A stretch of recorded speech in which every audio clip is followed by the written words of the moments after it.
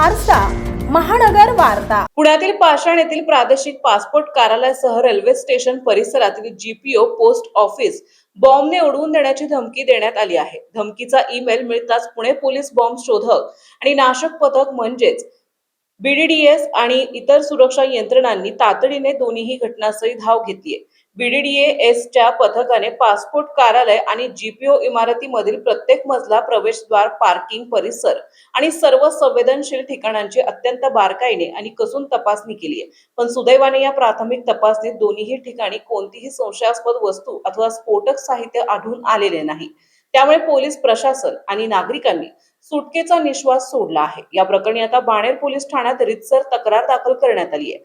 सुरक्षा यंत्रणांनी या प्रकरणाला अत्यंत गांभीर्याने घेतलंय, कारण संबंधित ईमेल मध्ये इंग्रजी सोबतच काही मजकूर तमिळ भाषेतही लिहिण्यात आला होता। हा ईमेल नेमका कुठून पाठवण्यात आला, तो फक्त एक फेक मेल होता की यामागे काही मोठं षडयंत्र आहे, याचा शोध आता पुणे सायबर सेलचे तज्ञ घेत आहेत।